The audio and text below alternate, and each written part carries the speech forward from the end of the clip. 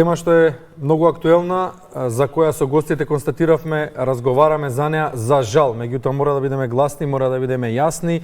Вандализам и девијантни појави. Здрава младина е темел на здраво општество. Од мојата десна страна, наши гости денеска во студиото, доктор Камилија Симеонова, специјалист по детска и адолесцентна психијатрија. Добро утро. Добро утро, Јована. До неа заменик министерот за труд и социјална политика Ѓоко Вилковски. Добро утро. Добро утро на вас. Добро утро, добро ни дојдовте.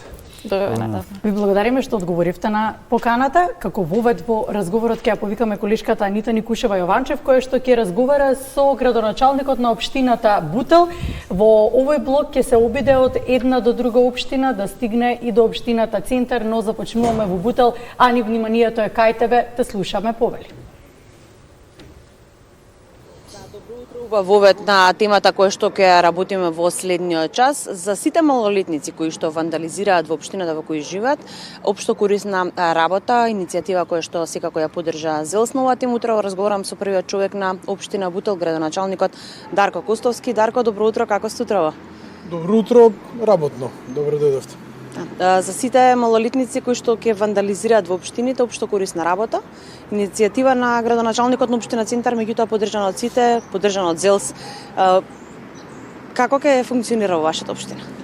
Се што е во насока на заштитување на тоа што го градиме, практично сите заедно, бидејќи нели се гради со средствата на граѓаните, наидува на поддршка моја лична и се надевам на сите граѓани на територија на општина Бутел, бидејќи навистина е проблематично кога се уништува општествениот имот, практично тоа е имотот на граѓаните.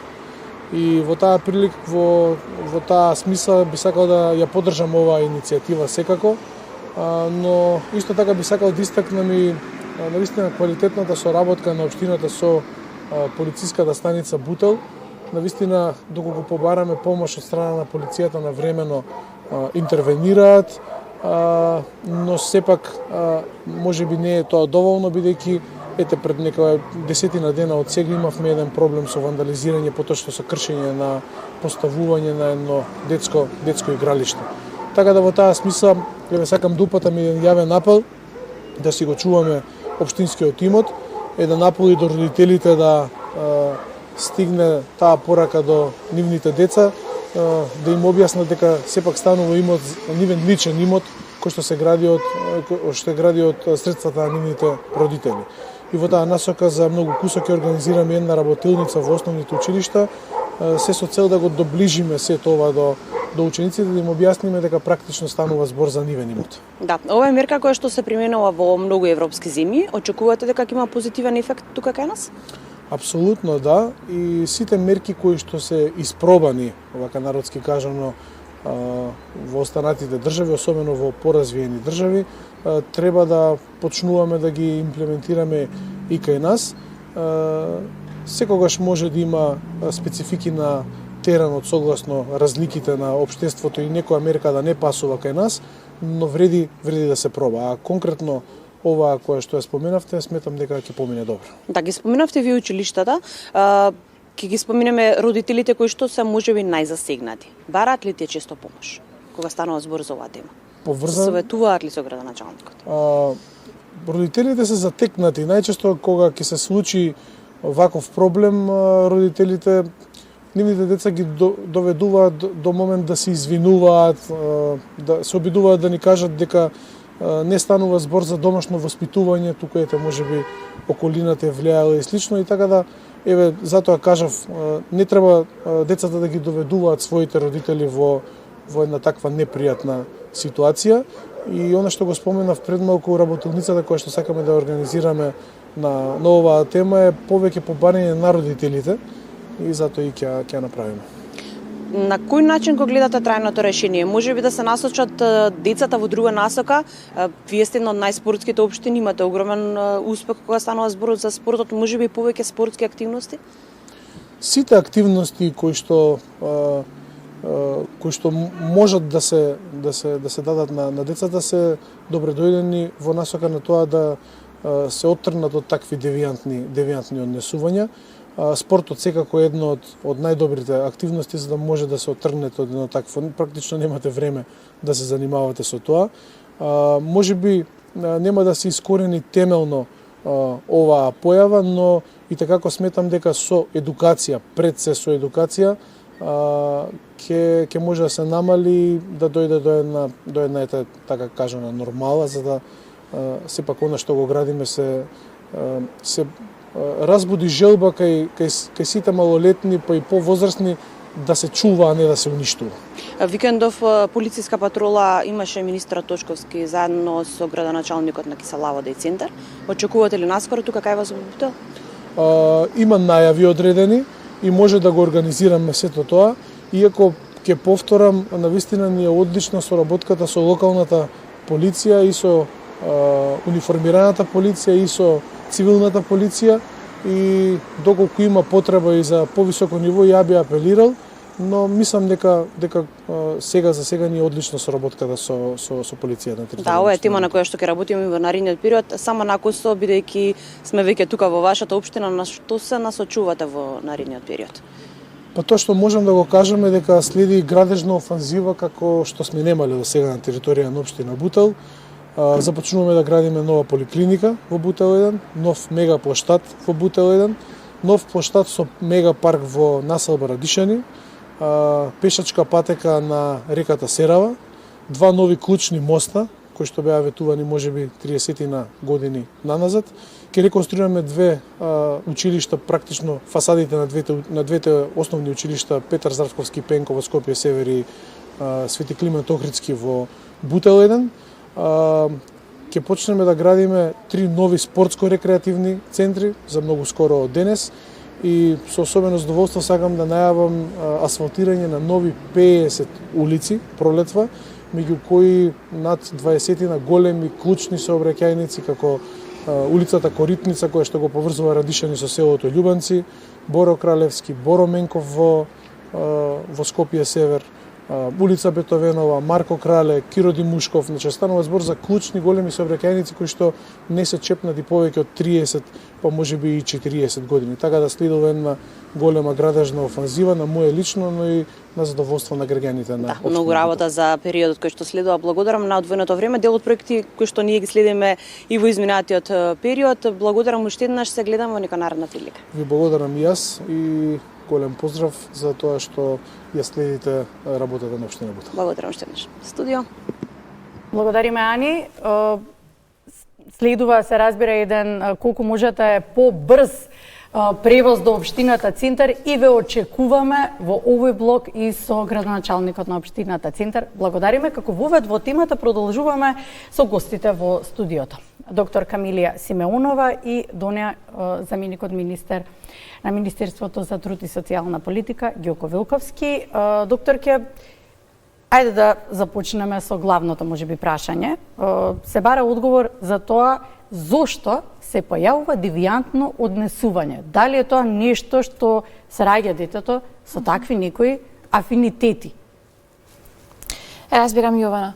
Она кое што сакам да го посочам, бидејќи ова е навистина едно многу комплексно прашање, нема еден универзален одговор.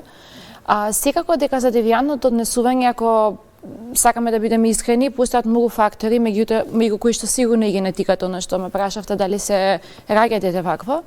Меѓутоа, се повеќе науката ни вели дека оној епигенетски модел, односно како тоа дете расте без разлика на неговата генетска основа, предоминира какво однесување ќе има.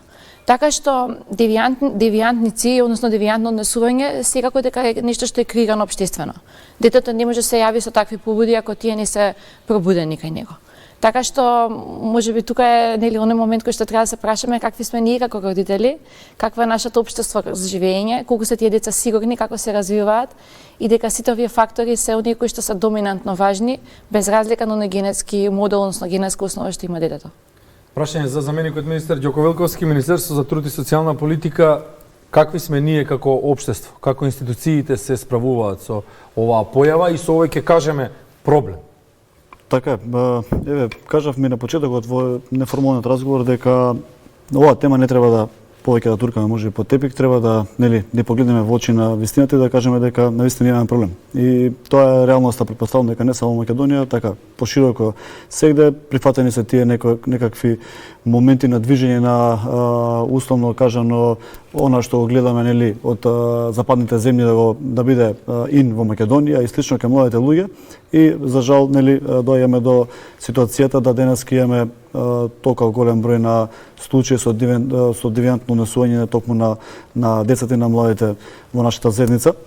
Како институциите го гледаат овој процес, ќе го кажам од аспект на нашето Министерство за социјална политика, демографија и млади денеска, значи како ние го гледаме, како ние го обсервираме целиот процес како проблем во нашето општество, тоа е дека по нашето она што го имаме како ситуација е дека не целосно сите институции функционираат меѓу себе. И за жал системот кој што години наназад не бил поставен правилно и не бил моделиран согласно новитетите кои што се случувале во светот за да го спречиме барем дел од ова девијантно однесување, ни дошло до ситуација да денеска нашето министерство со нашите центри за социјална работа да немаат доволна комуникација со делот на образование, со оние превентивни мерки во Министерството за внатрешни работи и нивните институции, така да поради сето ова што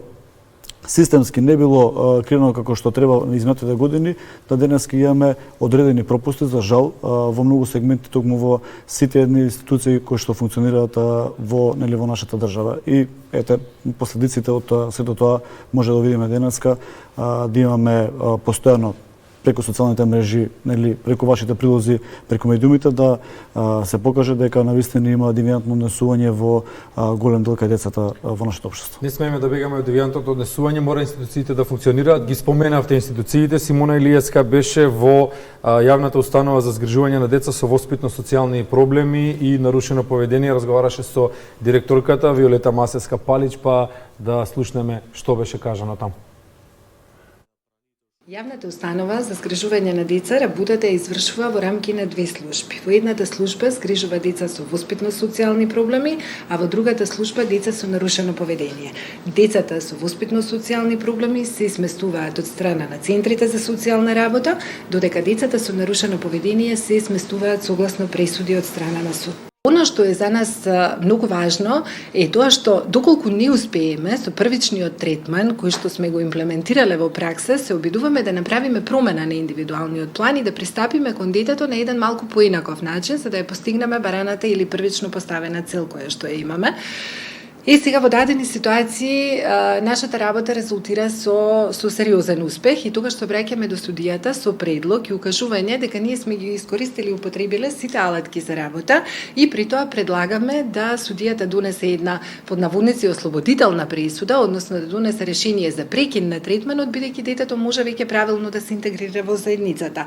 Доколку не успееме во тоа, во тој случај повторно се обраќаме до судијата со вонредни извештаи и предлог за промена на мерката, каде што судијата може потоа да пресуди, односно да донесе решение за сместување на детето на друго место.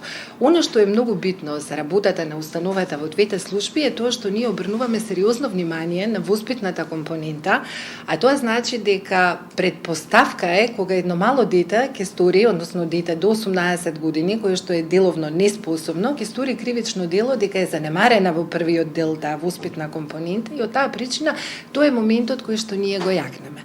Дали го правиме самите тоа, континуирано додека детето е на мерка кај нас, соработуваме со центрите за социјална работа. Центрите за социјална работа, освен што соработуваат со јавната установа и се вклучени директно во предметот со малолетникот, тие паралелно со тоа работат и со биолошкото семејство. Нормално, не сите деца имаат биолошки семејства, некои деца се сместени кај изгрижувачи, старатели.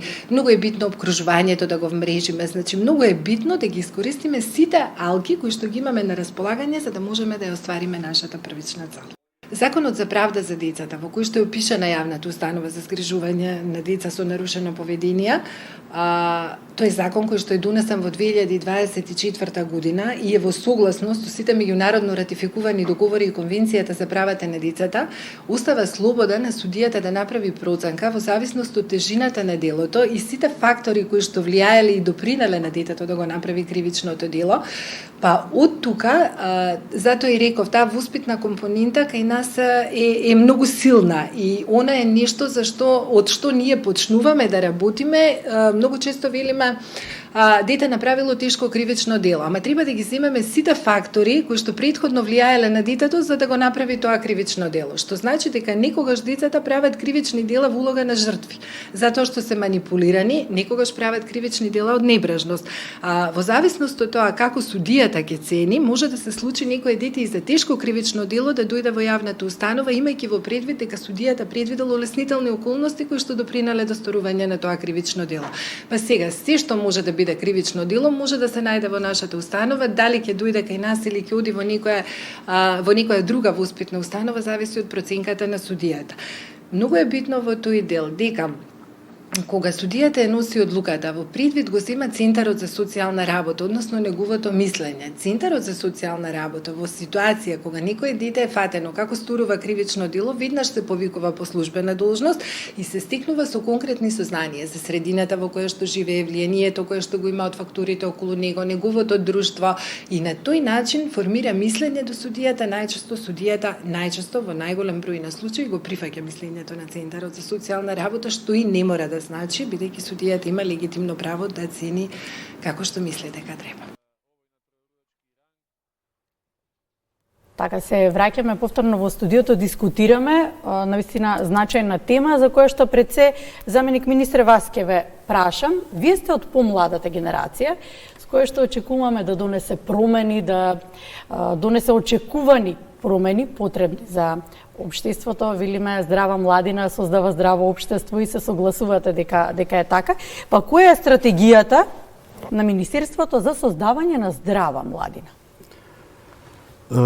Мора да кажам дека Министерството за социјална политика, демографија и младина или со тоа што го превративме и ги ставивме младите како дел од самото министерство пред само 8 месеци, дадовме јасен сигнал дека младите веќе ги ставаме буквално во топ тема како дел од општеството кој што навистина треба да им дадеме максимална поддршка и да токму и на оваа тема да разговараме. Она што ги преземаме како чекори идни, ќе си го покаже своето даден момент сите активности што ги преземаме, меѓутоа едно што е многу важно што сакам да го потенцираме е моментот каде што самото министерство работи на создавање и државата како програмска активност на создавање на едни центри, односно за развивање на менталното здравје токму кај младите, децата и младите.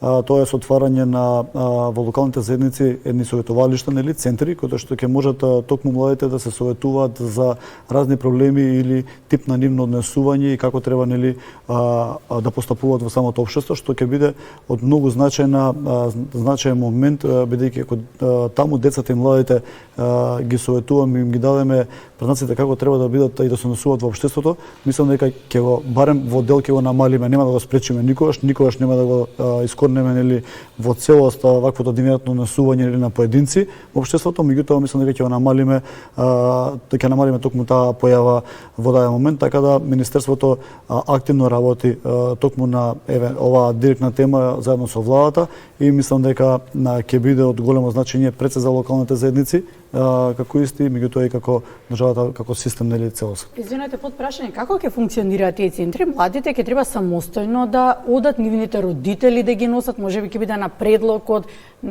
оделенски наставник, директор, психолог, педагог во училиштето да ги посетат центрите. Како тоа ќе функционира? Не верувам и докторката ќе каже, не верувам дека сами ќе одат. Ова е друга генерација. Токму така. Затоа треба да функционираме целосно како држава и како систем и тоа треба да го воспоставиме како пракса. Ако до сега не било така, кажавме претходно дека за жал системот има грешки во истиот. Ако едно дете, збора младинец, е во одредена институција, државна институција, тоа е школство ќе земе или центар за социјални работи, како исто го третира или независно каде се наоѓа во системот, таму се детектира веднаш од дефектолозите, педагози, психолози, социјалните работници во самите институции, бидејќи сегде ги имаме присутни и во образованието и во самите центри за социјална работа, и тие многу лесно ги детектираат токму ваквите појави кај децата, да им дадем обука на вработените како да го детектира токму таквото однесување на самите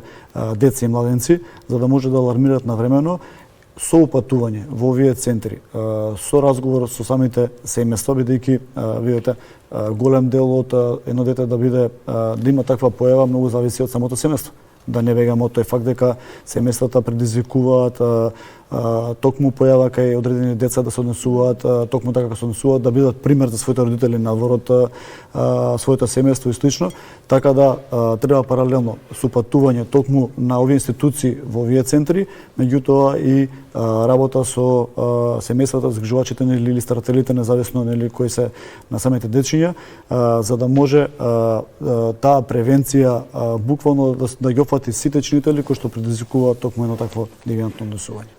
Докторка, споменавме дека превенцијата е можеби најважниот сегмент, подобро е да се спречи отколку да се лечи, тоа е ставот на сите кои што го гледаат и го посакуваат здравото општество. Слушнавме од заменикот министер дека постојат институции, таму има вработени, има стратегија.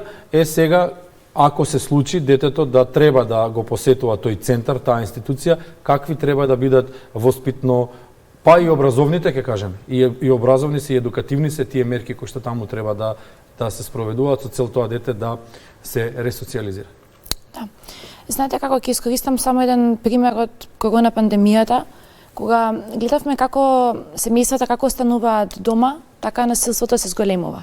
Како и дури можеби хармонични домови стануваат дисхармонични.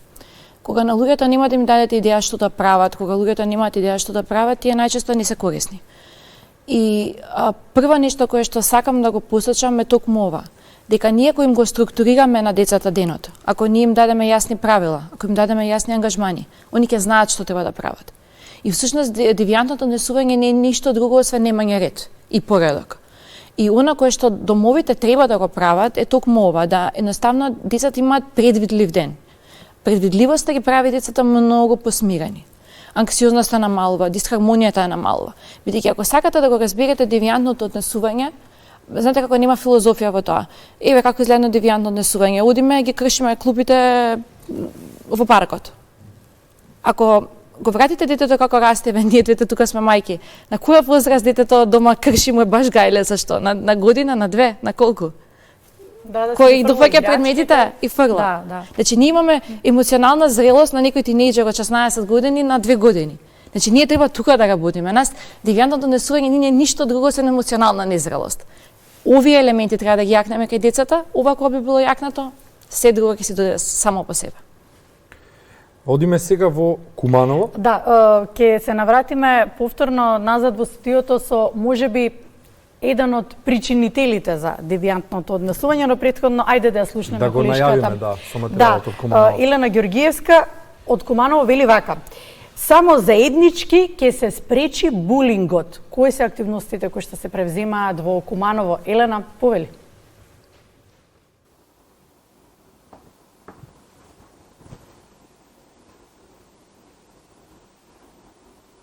Да, добро утро од Куманово. Каква е состојбата во кумановските училишта? Една тема која што од секогаш е била актуелна, популарна, проблематичните дечиња како наставниот кадар, секторите се справуваат со нив.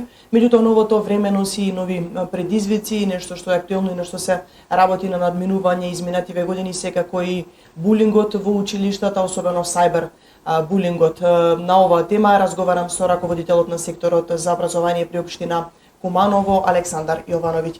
Добро утро, благодарам што одвоивте време за програмата на утринската програма на Македонската телевизија. Како сектор, заедно со кумановските училишта, со бројни невладини организации и издруженија, изминатиот период навистина активно работите, дали преку трибини или одредени други проекти, имате средби и со наставниците, и со учениците, со родителите, тема која што постојано се потенцира. булингот, меѓутоа најпред ќе ве прашам како се справуваме со проблематични ученици. Од секогаш ги имало и ќе ги има.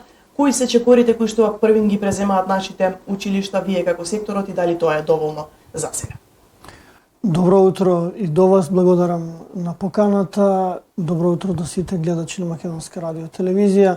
Точно констатиравте, значи би рекле проблематични. Па тоа се ученици сепак наши, со кои имаат некои потреби да се ги изразат своите барања, дали ќе тоа лутина, дали ќе без во училиштето.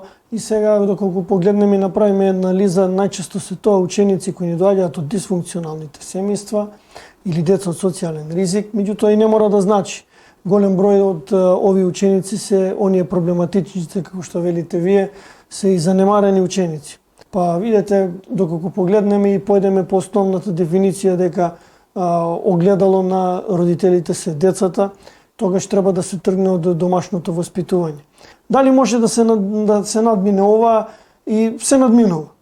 Меѓутоа потребен е еден период со превентивни активности пред се, а потоа, како што реков, ученикот да научи дека тоа не треба да го прави, дека не е добро и не треба така да се однесува, најмалку во училиштето.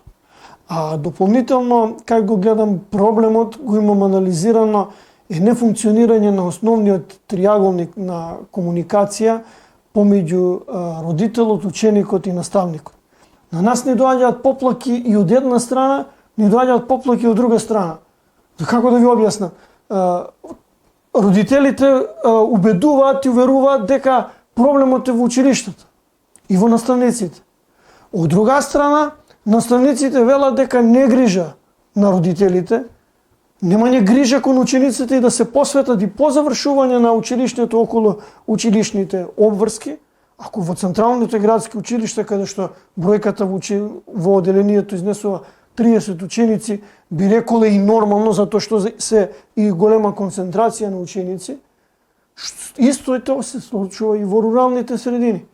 Таму кај што се многу помал број на ученици, и таму постои булинг. Дел од психолозите дури преку нивната шема, така наречено, на ученици се успеа да влезат во самите групи. Имате ли информации докаде постапката згаснат или се истите? Па видете вака, учениците се на чекор пред нас. Тоа може да го констатираме затоа што ги пратат најновите трендови. Ние и да сакаме, пријавуваме, една група ќе биде затворена, учениците си наоѓаат модуси, затоа што ги добро владеат социјалните мрежи, се отварат на некоја социјална мрежа која и ние не ја знаеме, а и наставниците исто така не ја знаат, и учениците си наоѓаат модус да си отворат нова група, меѓутоа и тука веќе училиштата не се моќни. Тоа и во анализите ни покажа дека тие малтретирања психички, омаловажувања, вредење и смевања кои се највеќе застапени, доаѓаат после наставниот процес, затоа што во некој училиште дојде иницијатива на самите совет на родители, во 2 училишта веќе изгласаа таков заклучок за забрана за користење на мобилните телефони за време на наставниот час.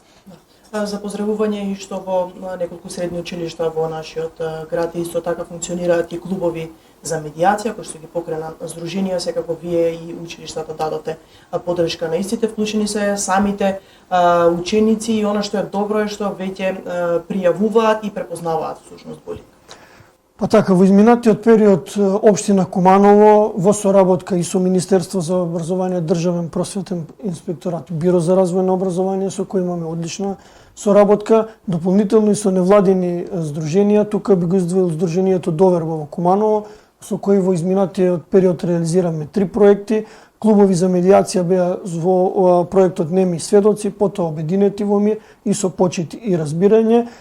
Учениците успеа да бидат обучени да сами ги надминуваат проблемите за да проблемот не ескалира, тоест не ги надмине оние неочекувани сегменти. Дури и учениците беа ставени во улога на жртви, за да почувствуваат како е кога жртвата трпи. Видите, кога потоа учениците имаа свое излагање, рекоа дека никој не сака да биде во таква положба ставен, да биде омаловажуван и смејан и така натам. Потоа одржавме состанок со директорите, каде што истите беа задолжени да разговараат со учениците, да одржат родителски состаноци. Потоа училиштата бараат интензивна соработка на СВР Куманово да пријавите кои ќе бидат поднесени и да имаат дополнителни информации од СВР Куманово што со тие ученици понатаму до кај пријавата и потоа действување директно доколку е потребно од страна на СВР Куманово. Но најубаво е со вакви работилници да учениците успеваат во тие групи што си членуваат, а и не мора да членуваат, не да се надмудруваат, туку да действуваат и да им служат за нешто друго, за да се договараат, координираат, па и како што рековме од овој приказ на вежбата што беше и сами да си ги решаваат конфликтите.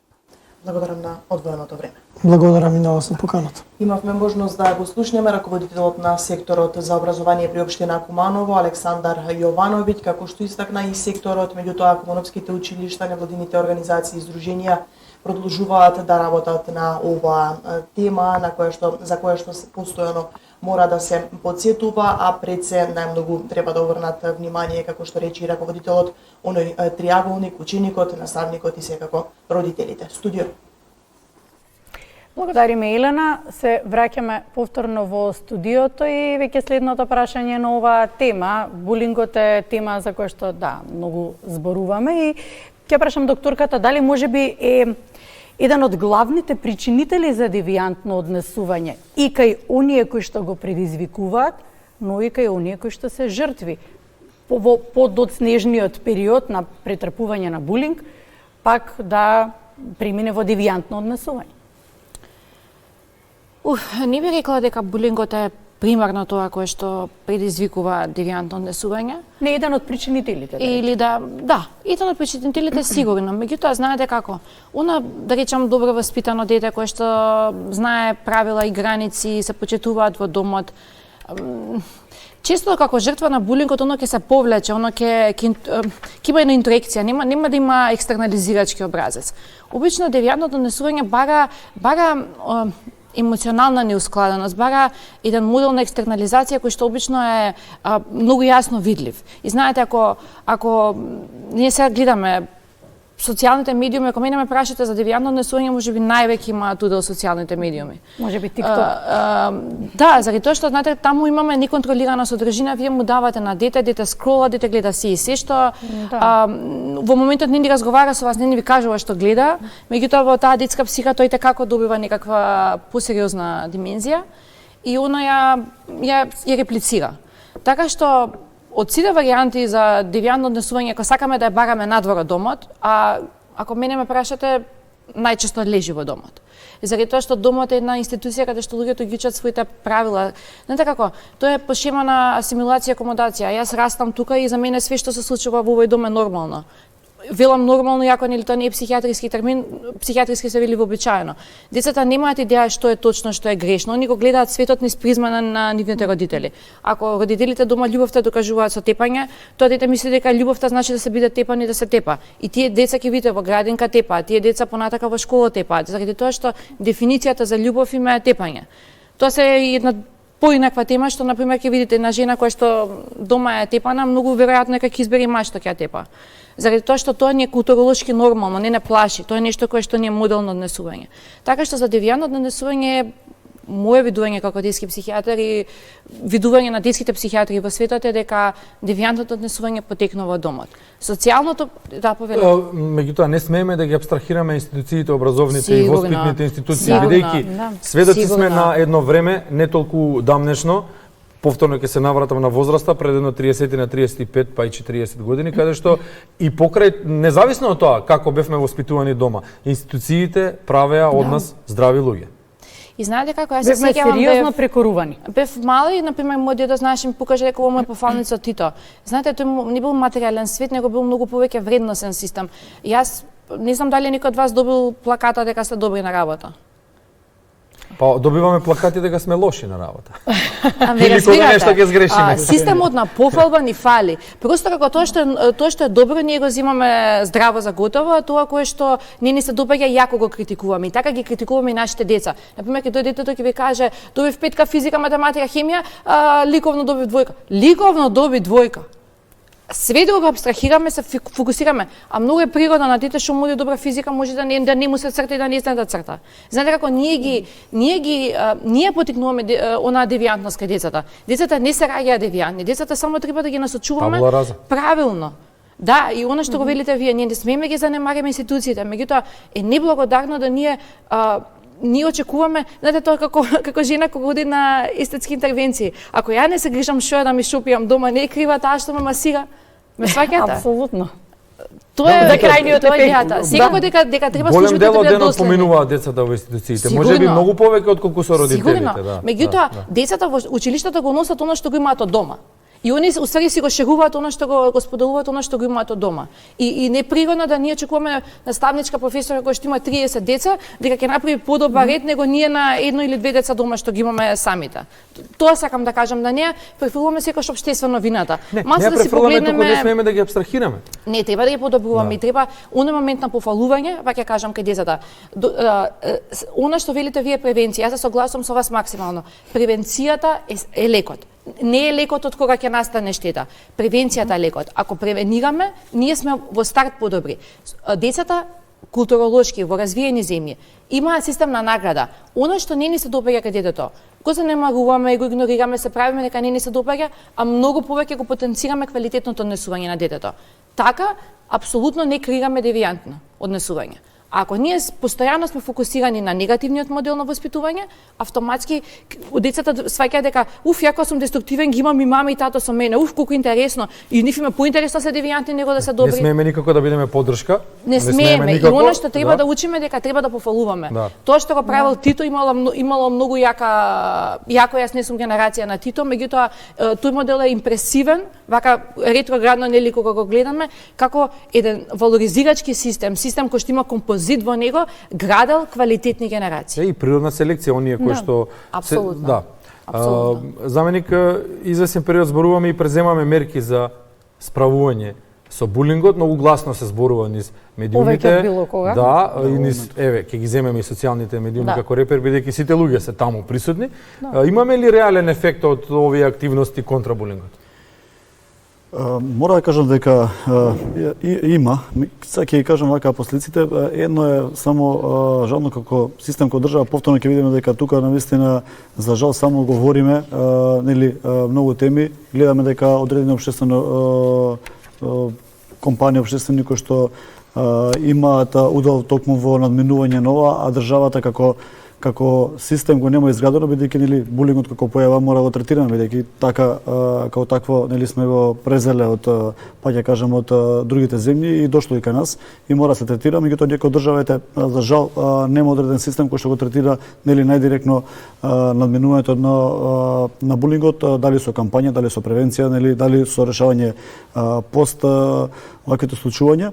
И ако почнуваме да работиме токму на овие теми периодов кој што следи, така да една од институциите кои што имавме сега во прилогот, јавната установа за воспитно социјални проблеми заедно со УНИЦЕФ веќе креираат работилници за нашите работени за кадрите каде што нели ќе го стручиме како да ги детектираат, како да ги наменуваат токму ваквите состојби нели на појавата на булингот. Она што сега да кажам кај булингот, ако што го имаме како информации податоци како министерство или како институции е дека во голем дел, не знам дали ќе се служи и докторката со мене по однос на ова прашање, дека во голем дел булингот се прави токму на децата кои што се во реално социјален ризик. Тие деца се многу сензитивни сами по себе и врсистите многу е полесно да се направи така одреден булинг по одредено прашање, бидејќи имаат многу недостатоци, претпоставувам дека имаат карактер на избувливост, имаат карактер на можеби на нешто што го немаат нели во својата средина, односно своите семејства, и тие се најчест ризик за да се случи булинг токму кај ваквите деца, и такви се примерите со ајде условно кажам на дечињата кои се сместени во нашите установи нели во воспитно-социјалните установи, и каде што во самите училишта и таму се случува токму еден таков булинг кон нив, не само од децата, односно од нивните врсници, туку и од, мора да кажам дека и од самите стручни лица во самите институции и тоа е вака страшно, сме го разговарале веќе и со конкретно Министерството за образование и наука, каде што мора ги потенцираме овие слабости и мора ги намириме за да не се случуваат тоа е обратниот процес. Праќаме здрави деца на училиште, условно кажано, а од таму ни се враќаат. Да. Имаме она што ја каже докторката дека од семејството идат кон училиштето, меѓутоа имаме еден обратен процес кој што индукција, дедукција, секогаш мора од општо кон посебно, мора да има и тако.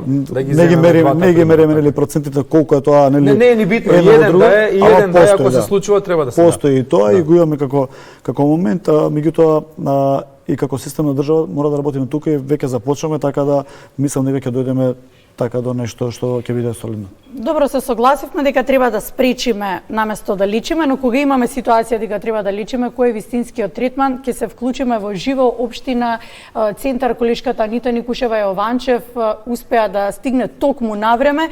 ЗЕЛС едногласно ја усвои иницијативата предложена од општината центар за меѓуинституционална соработка и воведување на општо корисна работа за малолетни сторители на вандализам. Ани, те слушаме со внимание.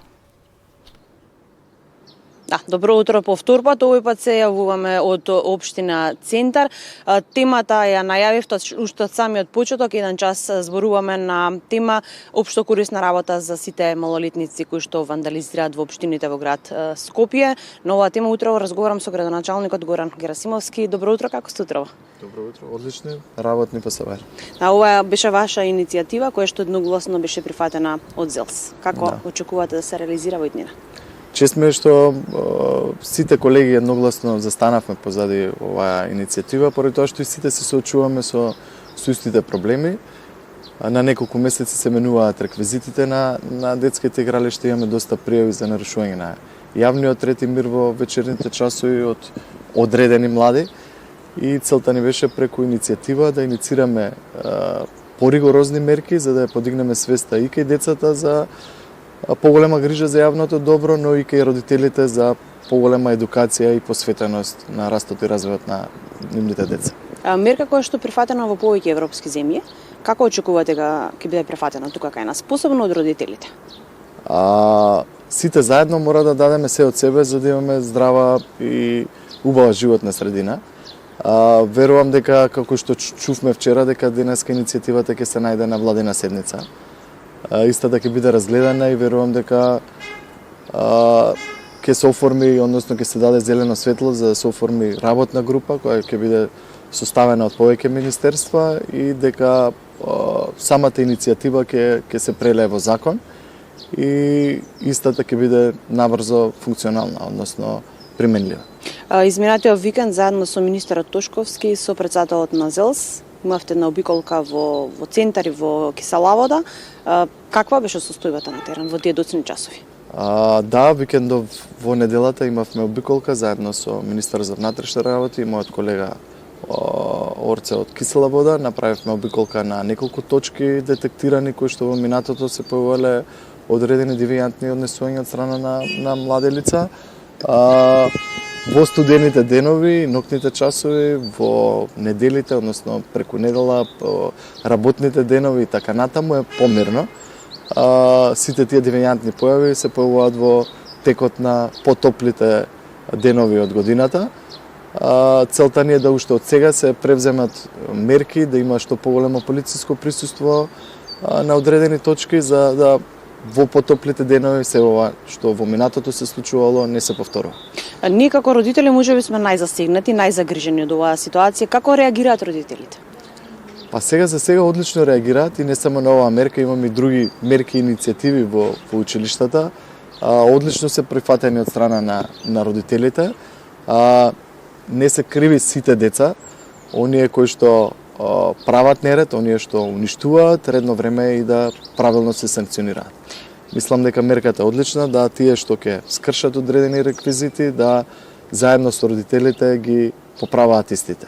Се скрши клупа, се скрши детски реквизити, спортски игралишта, истите да бидат санирани од страна на децата и родителите кои што го сториле тоа дело. Гледате ли некакво крајно решение во смисла да ги оттрнеме децата на некој друг начин, можеби повеќе спортски активности во општината, повеќе едукативни кампањи во училиштата? И јас имам две мали деца, постојано сугерираме да што повеќе спортуваат, повеќе време трошат во салите отколку на улиците, но не можеме целосно да ги отстраниме. Битно е да ги посочиме на правилен пат и да сите заедно водиме што поголема грижа за јавното добро. Благодарам на одвоеното време, честитки за иницијативата, навистина се надеваме дека ќе биде прифатена од сите и сите заедно ќе учествуваме за подобро утре на сите нас. Благодарам на поканата. Јас сум сигурен дека оваа добра иницијатива е веќе препознаена и дека ќе преточиме во закон. Благодарам уште еднаш. Благодарам. Студио. Ани, благодариме. Благодариме за разговорот. Имаме уште некои 4 минути да финишираме во темата. Да, ќе се обидеме да направиме сублимат во овие 4 минути. Одиме веднаш со прашањето за министерот. Дали воведувањето на општо корисна работа, заменикот министер, дали воведувањето на општо корисна работа за сторителите на вандализам ќе помогне и на кој начин и дали веќе има одредби во законите? Постојат законски одредби, мислам навистина општините и иницијативата и ЗЕЛ што прави треба да се да се подигне тоа ниво на ваква сензитивна тема. Меѓутоа веќе во претходна година донесен со консензус од сите политички партии законот за правда на децата, каде што се предвидени токму за прекршителите над 14 години, дали прекршач или кривично дело доколку стори малолетникот, да бидат истите доколку судот одлучи судијата да бидат дадени токму мерка на општо корисна работа од 5 до 50 или до 100 часа, зависно од делото кој што го сторил, така да на 14 години после тоа и треба да бидеме сите многу внимателни, кои што сме се заложиле и како земја аспирант кон Европската унија дека мора да ги почитуваме Конвенцијата на правата на децата, тоа дека до 14 години истите не може да бидат третирани токму по овој закон кој што е донесен и треба многу внимателно да размислуваме на оваа тема и да ги видиме сите аспекти и да бидеме кон децата повеќе. Не велам дека не треба да се казнуваат или да бидат санкционирани, меѓутоа таа казна да вроди со плод да тие бидат ресоциализирани во општеството и да бидат здрави граѓани на крајот од денот. Докторка, како да ги воспитуваме децата? Дали да го покажуваат со прст другарчето кое што сторило вандализам или да се обидат да му помогнат? Дали ова општо корисна работа ќе вроди со тоа чувството на срам да се разбуди кај тие? Дали директно да ги вклучиме во процесот на ресоциализација и другарчињата и средината, околината и како група, како општествена група, како возрастна група? Да, знаете, она кое што јас го советувам е дека покажувањето со прст, ако за да побудиме срам, треба да сме научиле што е тој срам. И проблемот за девијантното однесување е дека овие деца го немаат развиено тоа емпатично чувство, односно чувството на срам. И дека ние нема да разбудиме срам кај овие деца. Не можеме да разбудиме ништо што немаме. И она што стално го кажувам, тоа важи за нас возрастните, ако ништо им земате на луѓето, мора да им дадете нешто за возврат. И она кое што ние на овие деца ќе им го земеме вандализмот, мора да им дадеме нешто за возврат. А тоа ќе биде јас се согласувам, ресоциализација, вклучување во некои активности каде што они можеби за прв пат во животот заради тоа што ние го немаат претходно тоа во своите домови, да почувствуваат љубов и топлина, да ја научат емпатијата, бидејќи емпатијата знаете како е нешто што се вежба, особено во детска возраст. Е нешто што ние го развиваме кај децата. Бидејќи знаете како ако сте со вашето дете во маркет и просто му купувате се што има на рафтови, тоа дете нема чувство за цена, нема чувство, после ќе кажете, па нашиве деца модерни не ги почитуваат парите. Не, ние не ги учиме да ги почитуваат парите. Кога ние би му објасниле на тоа дете дека тоа на полицата значи дека денеска ние сме на работа плюс 5 часа и не се играме со него за да му го купиме тоа, ќе научи детето емпатија, ќе научи дека тоа што го зема од полиците има некаква смисла. Доктор, ќе благодариме. Заменик министер, благодариме. Многу пораки испративме денеска. Се надеваме дека ќе вродат со плод и се согласивме сите дека само здрави деца создаваат